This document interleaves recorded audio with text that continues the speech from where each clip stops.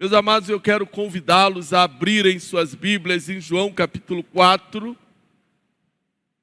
Hoje nós vamos do versículo 31 até o versículo 42. Estaremos fazendo a terceira parte do Evangelho de João capítulo 4.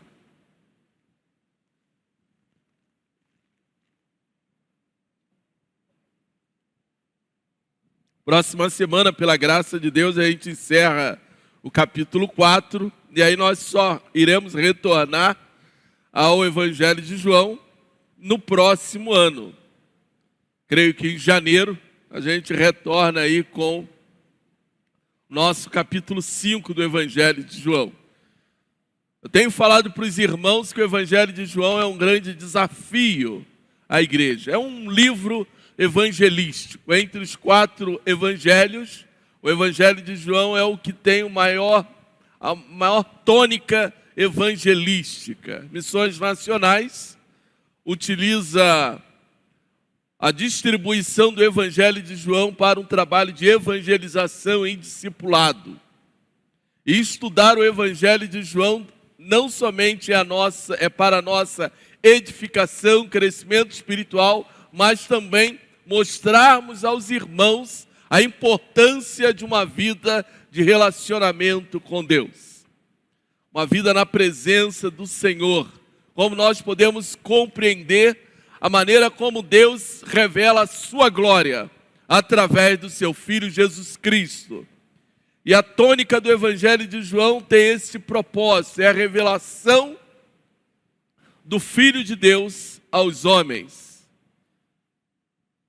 Semana retrasada, quando terminamos aí a segunda parte do Evangelho de João, nós ficamos aí com os versículos 28 ao 30, quando então o livro nos fala o seguinte: então, deixando o seu cântaro, a mulher voltou à cidade e disse ao povo: venham ver um homem que me disse tudo o que tenho feito.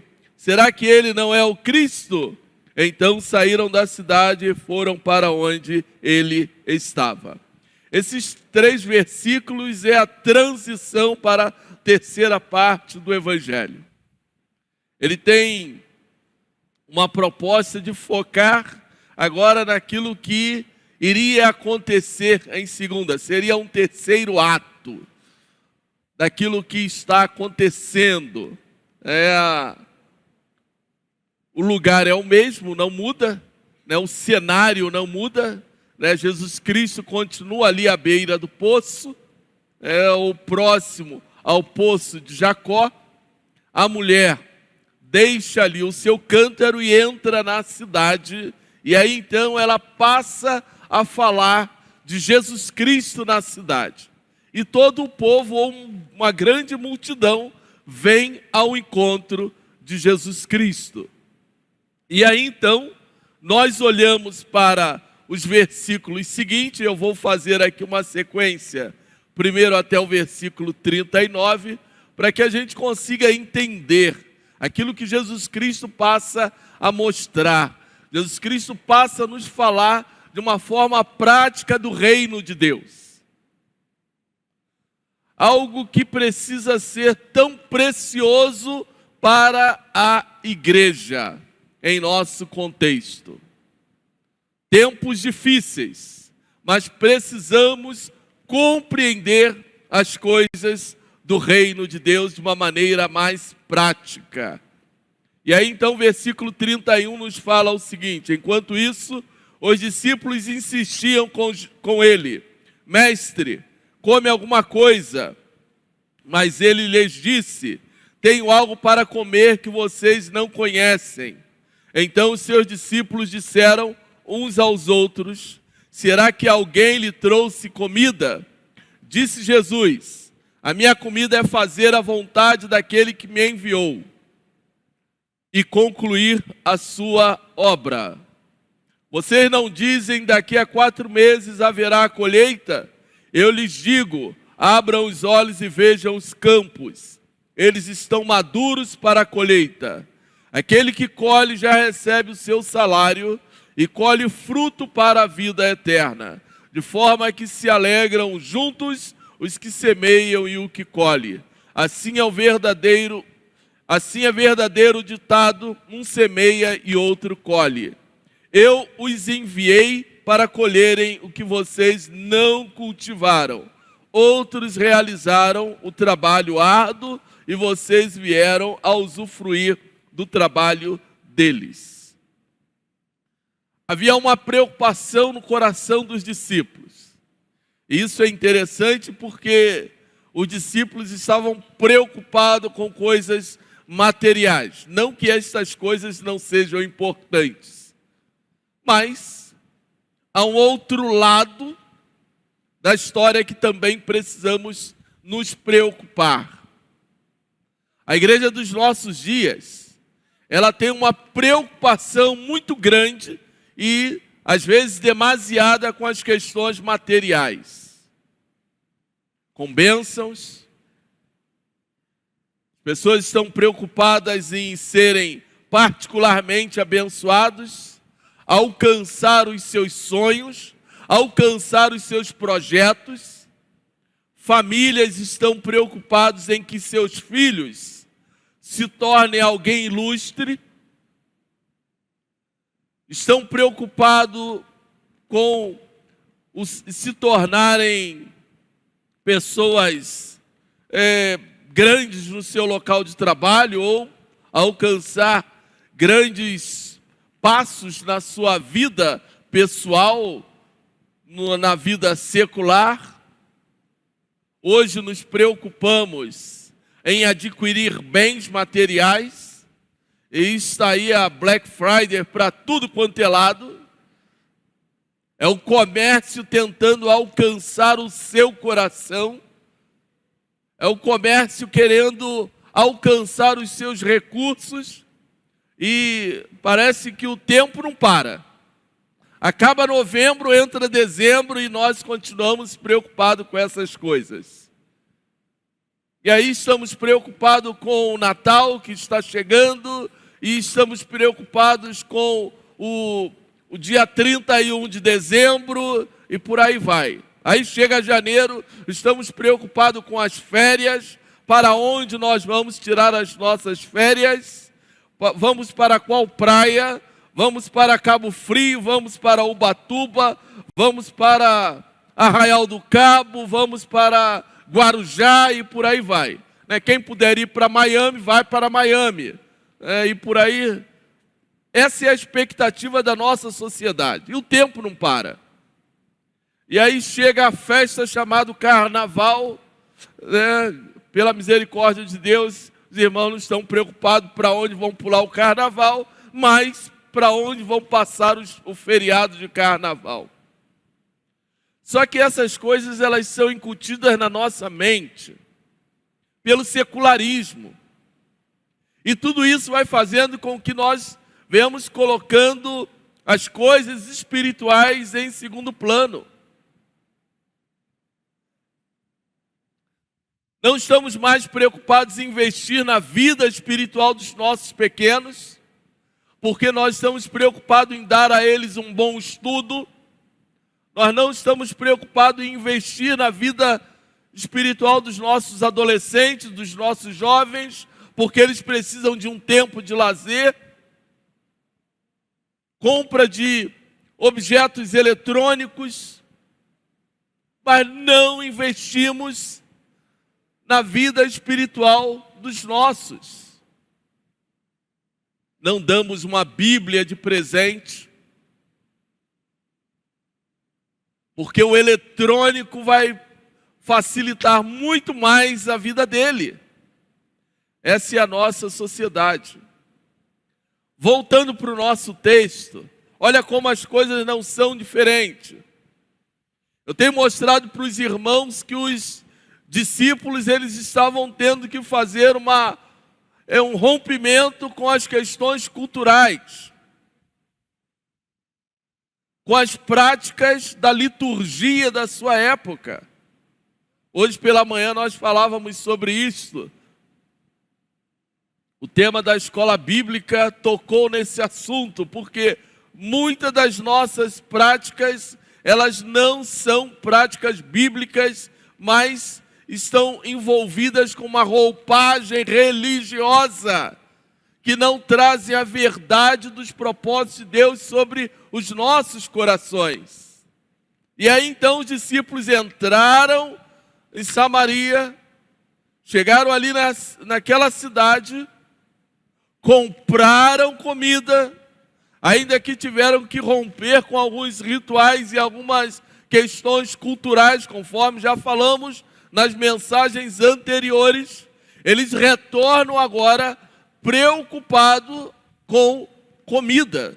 Não que isso não fosse necessário, mas o que Jesus Cristo faz é mostrar que existem prioridades em nossas vidas. Existem algumas questões em nossas vidas que precisam estar em primeiro lugar. E eles observaram Jesus Cristo conversando com uma mulher, mas eles não trataram do assunto com Jesus. E ao invés deles perguntarem: Senhor, qual é o propósito de tu estar conversando aqui com esta mulher samaritana? Qual é a lição que podemos aprender com isso? Eles então oferecem Jesus Cristo uma comida, algo para comer. E aí então, a resposta de Jesus Cristo é inverter, é levar a mente deles a pensar diferente. Tenho algo para comer que vocês não conhecem, que vocês não conseguem compreender. Porque o meu alimento é espiritual e não é material. Eu estava num grupo esta semana que se discutia sobre o jejum. E aí então, naquela discussão, eu fiquei um bom tempo ali acompanhando a leitura. Foi citado alguns livros sobre jejum, e algumas questões foram compartilhadas, e eu ali então dei uma palavra sobre o que deve ser o jejum, ou se realmente nós temos, nos dias de hoje, tempo para fazermos um jejum. E interessante que esta semana o pastor Renê, que é o nosso executivo da Ordem de Pastores, ele compartilhou também um material sobre este tema.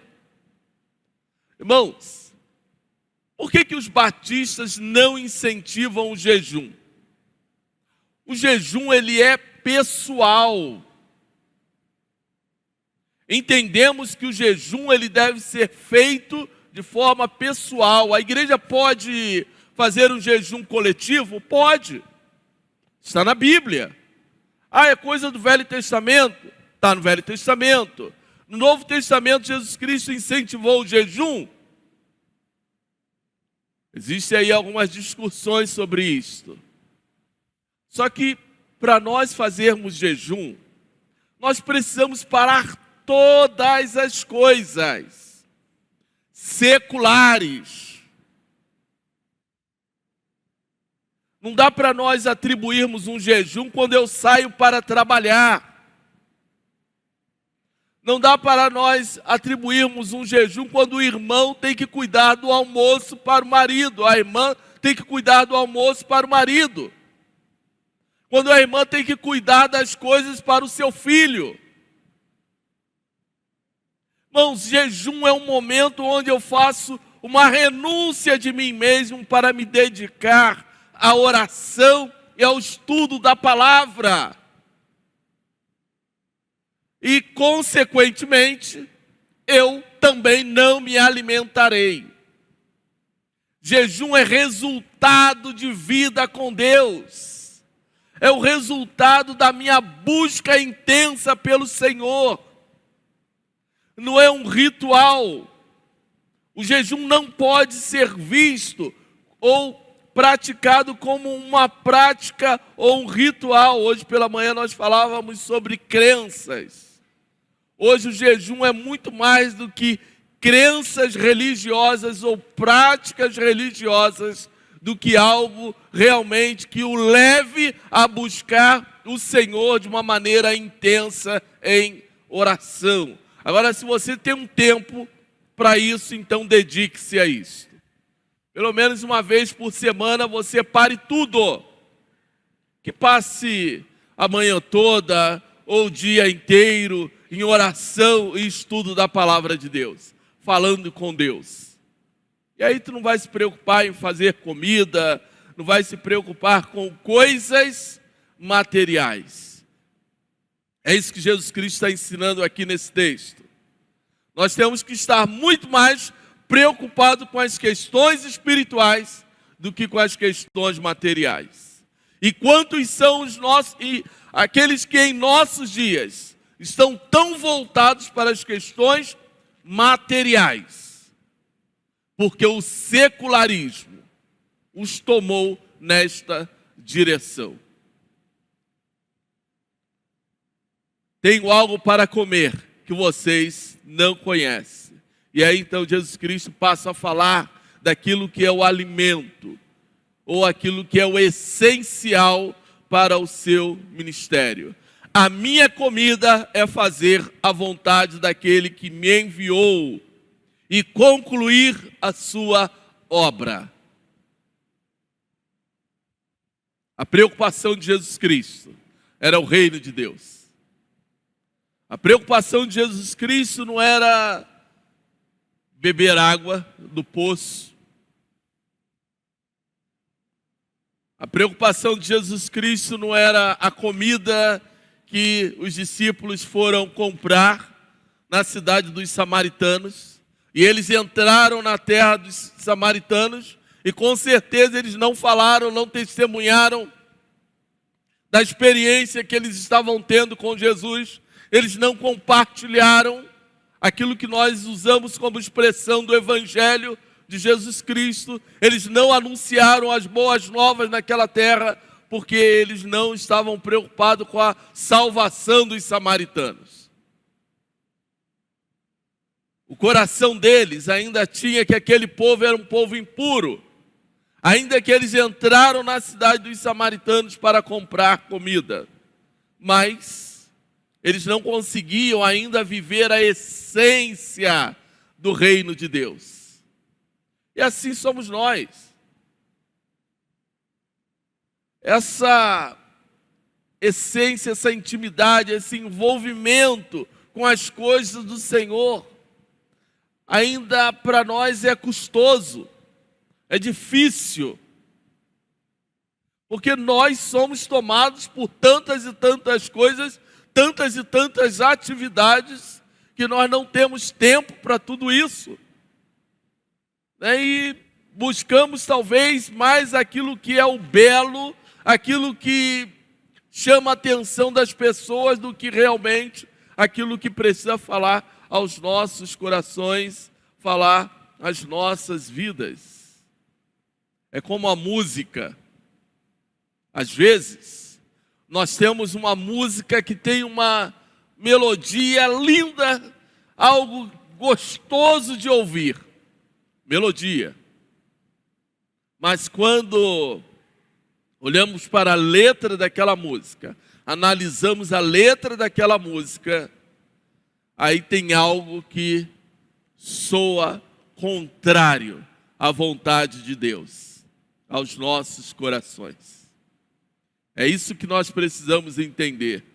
Por isso Jesus Cristo nos fala sobre algo importante que precisa mudar na nossa mente. A prioridade é o reino de Deus, não são as coisas seculares. Isso precisa ser a marca da sua vida, precisa ser a sua prioridade. Jesus Cristo nos ensinou que o ponto maior do seu ministério era fazer a vontade de Deus, anunciar o reino de Deus. E aí então, ele passa a nos mostrar nos versículos 35 em diante, que há algo maior que nós precisamos experimentar, que nós precisamos viver. Daqui a 4 meses haverá colheita, e eu lhes digo, abram os olhos e vejam os campos, eles estão maduros para a colheita. Essa parte aqui do texto, os versículos 35, ele nos mostra um ponto mais à frente daquilo que iria acontecer. Primeiro aspecto do reino de Deus, primeira prioridade que nós precisamos perceber no reino de Deus, que nós fomos chamados, nós cristãos, fomos chamados para alimentar vidas sedentas, vidas que carecem da graça e da misericórdia de Deus. A igreja ela tem um propósito, a igreja ela tem uma prioridade, a igreja ela tem uma missão, é alimentar vidas sedentas. É isso que Jesus Cristo falou na primeira parte. Segundo propósito, ministrar sobre os necessitados. E é aí que então entra o versículo 35. Jesus Cristo faz com que os apóstolos olhassem. E ele usa aqui uma simbologia daquilo que eles estavam vivendo naquela ocasião. Daqui a 4 meses haverá colheita. Então, era a época de se preparar para a colheita. Colheita realmente de sementes, frutos da terra. E aí Jesus Cristo mostra a eles um ponto maior. Abram os olhos e vejam os campos. Eles estão maduros para a colheita. Quer dizer, que Jesus Cristo está mostrando para eles, olha, pegar aqui um exemplo aqui da nossa região. Daqui a 4 meses os irmãos vão colher milho. Janeiro, fevereiro. É a colheita do milho. Estou certo, agricultores? Amém, obrigado. Então daqui a 4 meses haverá a colheita do milho. E aí Jesus Cristo fala, não, mas já tem milho lá no pé. O milharal já está cheio. Aí os discípulos então, cadê? Não, é porque estava chegando. O povo vindo de Samaria. Os samaritanos estavam vindo. Era dessa colheita que Jesus Cristo estava falando. Existem vidas sedentas pela palavra de Deus. E a semente já foi lançada. Mas nós precisamos ir lá colher os frutos. Há algumas semanas nós fizemos um trabalho lá no Mandu. Recente a irmã que trabalha aí na área de evangelismo e missões, orações, estava falando sobre isso aqui na igreja. A irmã Neidinha estava comentando sobre isso, chamando voluntários para irem lá no Mandu, porque a semente já foi lançada, mas nós precisamos ir lá colher os frutos. É isso que Jesus Cristo está aqui nos mostrando. O povo estava vindo ao encontro de Jesus.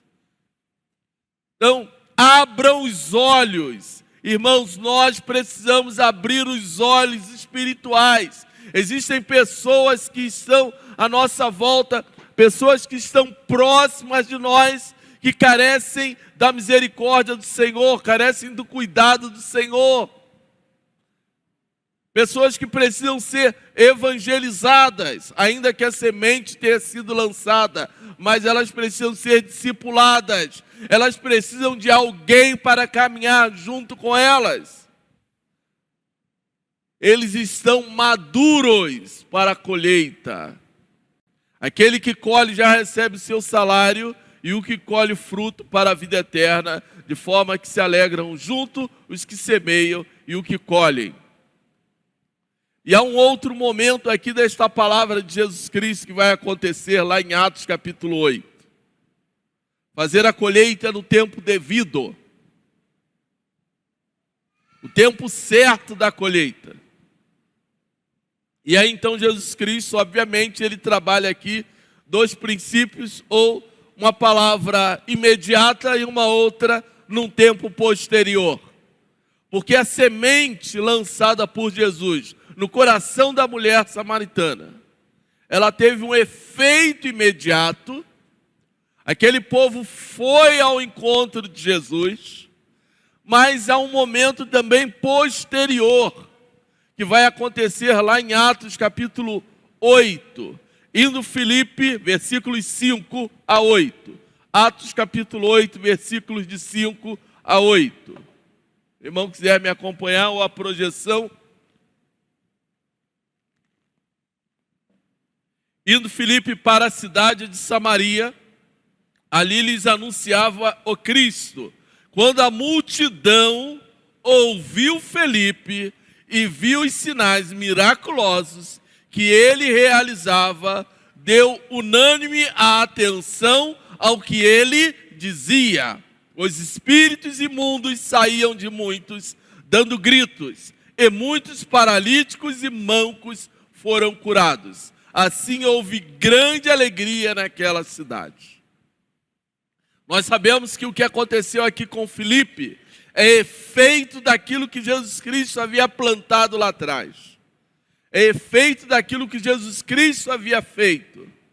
O que Filipe faz apenas é colher o fruto de alguém que já havia plantado. O trabalho árduo que alguém já havia feito. A mensagem de esperança havia chegado agora até eles. E de agora de uma forma diferente.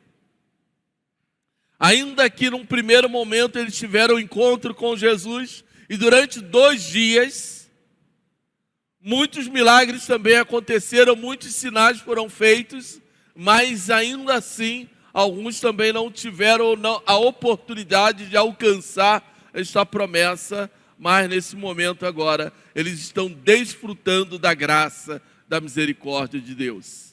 Eu os enviei para colherem o que vocês não cultivaram. Outros realizaram um trabalho árduo e vocês vieram a usufruir do trabalho deles. Irmãos, quando nós olhamos para a igreja, no sentido mais prático, obviamente, né, aplicando a nossa realidade, nós olhamos para os primeiros irmãos que chegaram aqui lá em 1955. Entre os anos de 52 e 55, aí, os irmãos que chegaram aqui começaram a plantar a semente na cidade. Em 62, a igreja foi organizada. Os irmãos que já tiveram a oportunidade de assistir o vídeo, tem no canal da igreja, o vídeo da construção, dos 50 anos da igreja, aí passa uma foto de quando ainda era a construção do primeiro prédio da igreja. Aí os irmãos vão lembrar, talvez aí os mais velhos, as lutas e as dificuldades do passado. Hoje, muitos não dão valor àquilo que foi feito lá atrás. Não conseguem valorizar aqueles que quebraram as pedras lá atrás. Ainda que esses bancos que os irmãos sentam têm mais de 10 anos, a gente não consegue dar valor, porque alguém conquistou isso aí com trabalho árduo. O reino de Deus é feito desta forma. Cada vida que um dia foi batizado nessas águas, teve trabalho de oração, teve trabalho de evangelismo, teve trabalho de alguém caminhar junto com aquela pessoa por algum tempo. E às vezes nós não conseguimos valorizar aquilo que está acontecendo. Às vezes não valorizamos nem mesmo a nossa própria salvação. Aquilo que Cristo fez por nós, negligenciamos com as nossas atitudes contrárias à vontade de Deus. Os frutos da semente plantada no coração da mulher samaritana aproximaram muitas e muitas vidas de Jesus Cristo. Uma mulher conhecida, cheia de pecado, levou vidas a uma experiência de salvação. A exortação de Jesus Cristo aos discípulos era para que eles pudessem tirar a venda dos seus olhos. Olham e vejam os campos. Para que eles pudessem enxergar, para que eles pudessem compreender os valores do reino de Deus. E aí então, o nosso texto prossegue nos mostrando o tempo da colheita e os frutos que ainda precisam ser colhidos. Vamos lá ao versículo 39, Atos capítulo 4, para a gente poder caminhar aí para o encerramento. Muitos samaritanos daquela cidade creram nele por causa do seguinte testemunho dado pela mulher. Ele me disse tudo o que tenho feito. Assim, quando se aproximaram dele, os samaritanos insistiram em que ficasse com eles, e ele ficou 2 dias. E por causa da sua palavra, muitos outros creram. E disse à mulher: agora cremos não somente por causa do que você disse, pois nós mesmos o ouvimos e sabemos que este é realmente o Salvador do mundo.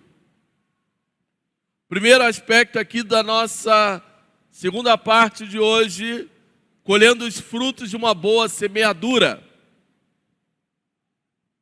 O povo chegou a Jesus, agora eles têm uma experiência pessoal. Não é um testemunho paralelo, não é algo que eles ouviram dizer, não é algo que alguém contou para eles, mas agora eles estão vivendo a própria experiência com Deus. E eu quero te falar uma coisa. Irmãos, às vezes, nós vivemos uma vida religiosa por tabela. Não é nossa. Não são as nossas experiências. Não é aquilo que nós experimentamos de Deus. Não é através da nossa oração. Não é através da nossa busca na palavra de Deus. É apenas aquilo que nós estamos ouvindo.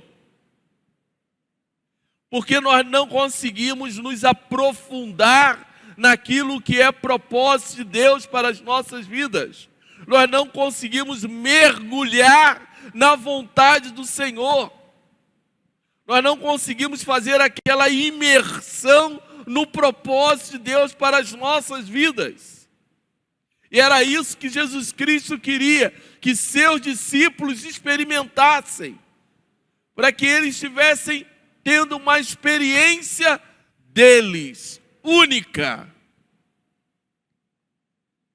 E é claro que os discípulos, eles só conseguiram entender, compreender aquilo que eles estavam vivendo depois da ressurreição de Jesus. Agora, nós também podemos experimentar, porque está aqui diante dos nossos olhos. Aquilo que Deus tem para as nossas vidas está ali ao nosso alcance. Não é eu estar precisando que alguém testemunhe para que eu possa ter a alegria no Senhor, porque a experiência daquela pessoa é dele, mas Deus quer nos dar algo para a nossa própria experiência. E às vezes, Deus nos faz passar por provações, para que a gente possa ter algo real em nossas vidas, para que nós possamos sentir o fluir de Deus em nossas próprias vidas. Quando nós olhamos lá o livro de Atos, ontem eu ministrei sobre esses 5 primeiros capítulos do livro de Atos, a gente vai olhar lá as experiências dos discípulos, dos apóstolos. Pedro e João se alegrando por sofrerem chibatadas em nome do Senhor Jesus. Ninguém precisa passar por um vale da sombra da morte. Ninguém precisa passar por sofrimento para que ele possa ter uma experiência maior com Deus, que é o que o apóstolo Paulo fala em Romanos capítulo 5. Ninguém precisa passar por esses traumas na sua vida. Basta você desfrutar daquilo que Deus está te dando hoje, oportunidade. Muitos samaritanos daquela cidade creram nele por causa do seguinte testemunho dado pela mulher: ele me disse tudo o que tem feito. Essa é o primeiro momento. Eles estavam tendo uma primeira experiência, foram até Jesus por causa do testemunho, por causa da palavra da mulher. O segundo aspecto é que agora eles passam a ter a própria experiência. Agora cremos não somente por causa do que você disse, pois não nós mesmos o ouvimos e sabemos que este é realmente o Salvador do mundo. Essa expressão que está aqui, nem os judeus declararam a respeito de Jesus Cristo naqueles dias. Nem os judeus haviam reconhecido a divindade de Jesus Cristo. Nicodemos teve aquela experiência, falou: sei que tu és mestre, conhecedor da lei. Ninguém faz essas coisas se não tiver vindo de Deus. Mas ele não disse que Jesus Cristo era o próprio Deus, que era o Salvador do mundo. Mas aquela mulher samaritana faz uma declaração com poucas experiências a respeito do Salvador. E qual tem sido a declaração que tu tem feito no seu coração? Qual tem sido a declaração que tu tem colocado diante do Senhor? Senhor Jesus Cristo, eu sei que tu és o Senhor. Eu creio que tu és o meu Salvador. E em tuas mãos eu entrego a minha vida. Será que isso é uma verdade no teu coração? É uma verdade em sua vida? E eu creio que nós precisamos experimentar algumas questões em nossas vidas. Eu quero concluir te dizendo o seguinte: o secularismo tem tomado o nosso coração. E é por isso que algumas coisas nós não conseguimos mais estar praticando. Ainda que são questões de extrema religiosidade em nossos dias, não conseguimos mais nos envolver com as coisas do reino de Deus como deveríamos nos envolver. Não conseguimos mais ter atividades como antes nós tínhamos no passado. Passamos toda uma semana sem nos envolvermos com as coisas do reino de Deus.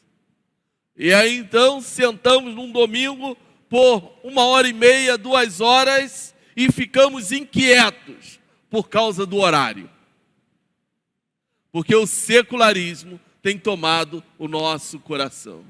Jesus Cristo nos ensina que a comida que nós precisamos comer é a vontade de Deus.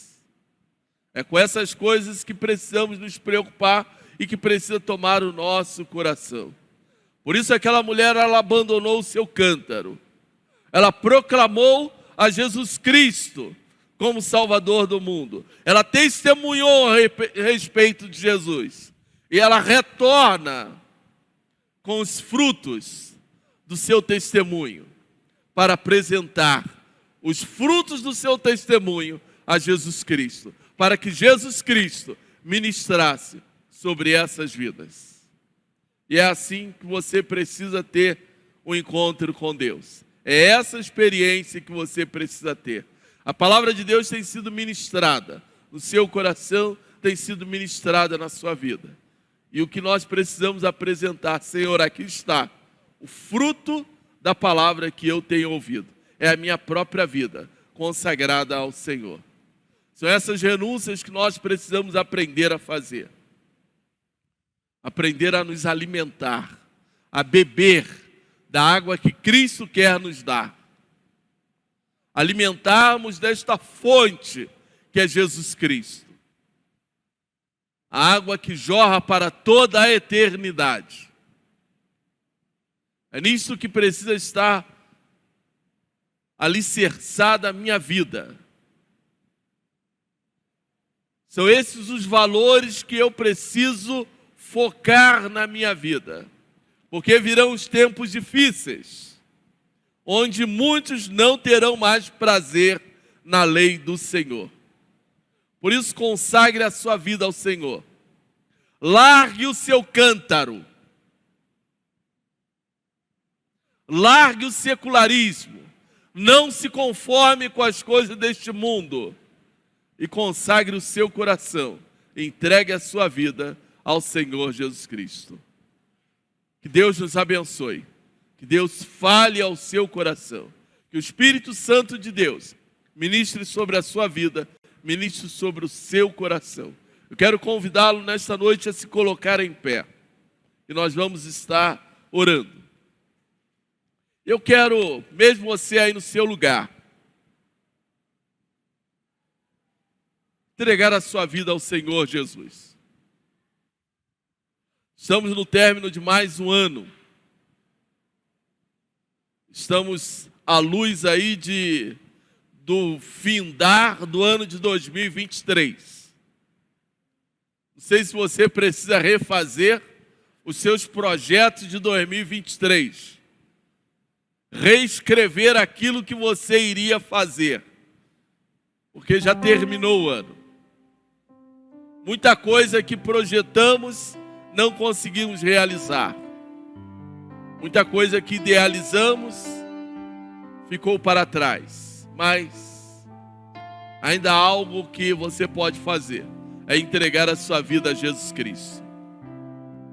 Existe algo ainda que você pode declarar: Senhor, eis-me aqui.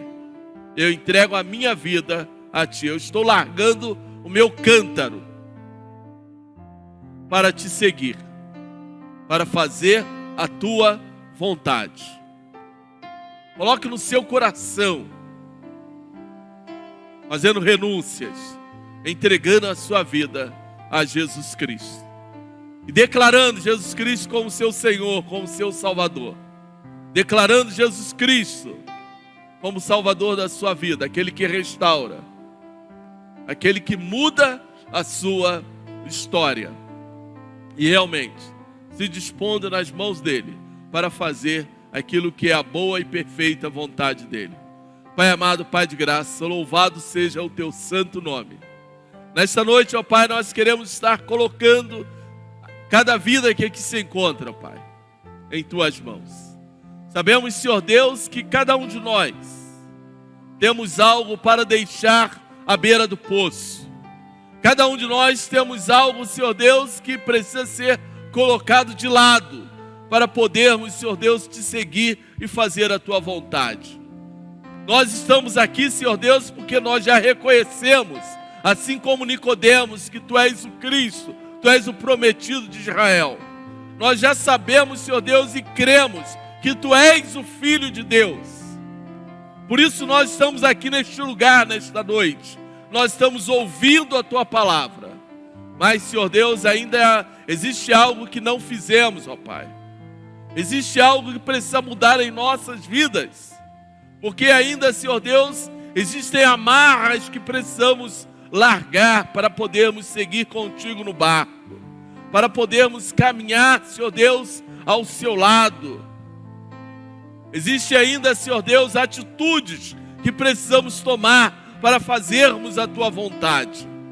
Por isso, Senhor, consagramos todas as coisas a Ti, ó Pai. Consagramos o nosso coração, consagramos as nossas vidas no Teu altar. E pedimos, ó Pai, que Teu Espírito Santo venha sobre cada um de nós, para fazer sobre nós aquilo que é a Tua boa e perfeita vontade. Toma a Tua igreja, ó Pai. Toma o Teu povo em Tuas mãos. Ministra com poder e graça, com a Tua autoridade sobre cada um de nós. Que esses corações que aqui se encontram possam fazer renúncias e entregar as suas vidas a Ti, em nome do Teu Filho Jesus Cristo, que morreu por nós na cruz do Calvário, hoje e para todo sempre. Amém. Pai amado, muito obrigado por esta noite. Abençoe, Senhor Deus, a tua igreja. Nos abençoe, ó Pai, no decorrer desta semana. Que a tua graça, o teu poder, as tuas misericórdias venham estar sobre nós. Que a tua face venha resplandecer sobre esta igreja. Que a salvação revelada através do teu Filho Jesus Cristo seja uma verdade neste lugar, na vida da tua igreja, na vida dos teus servos. E que a manifestação do teu Santo Espírito seja uma realidade em cada coração nesta noite, hoje e para todo sempre. Amém. Deus abençoe os irmãos, dê a todos uma boa semana, em nome de